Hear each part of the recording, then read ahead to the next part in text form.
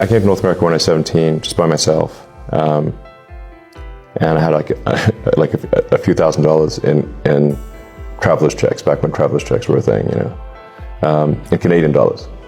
I landed in Montreal. I have some family in Canada, and my mom's uncle lived in Montreal, but like we didn't even know his phone number, so I landed in Montreal, and my mom says, "Oh, I just got a letter back from my uncle. He's in Minnesota or something." So I'm like, "Oh, okay, I don't know what to do now." So I just stayed in a youth hostel and like bought a bus ticket across Canada, and I worked in various like odd jobs and stuff. Worked on my mom's cousin's farm, wheat farm in Saskatchewan for 6 weeks. That's where I had my 18th birthday, actually.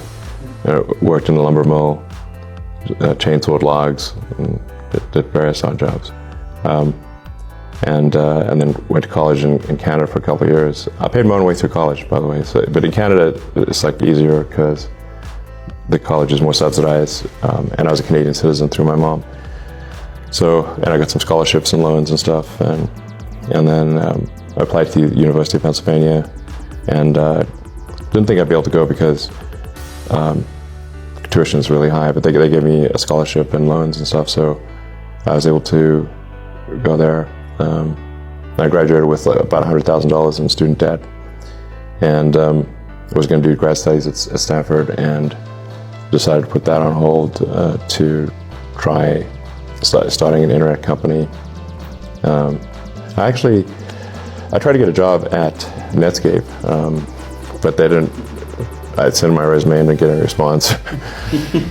So I was like, okay, I guess I can't get a job there are only a few internet companies and can get a job at any of them. So I was like, I guess if I want to do something with the internet, I got to start my own company. But I ended up writing the first maps and directions on the internet. I wrote it personally. Maps, directions, yellow pages, white pages, on a puny computer, like with hardly any. So you had to be like, the code had to be super tight.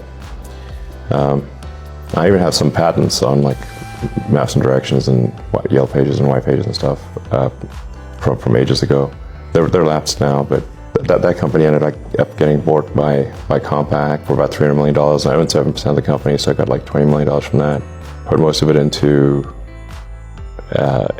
X.com, which merged with Confinity to create PayPal.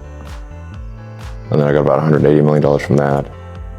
And I put all of that into SpaceX, Tesla, and Solar City.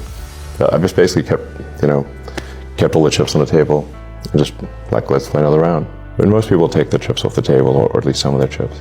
And then SpaceX and Tesla ended up being valuable, and that's where I am. But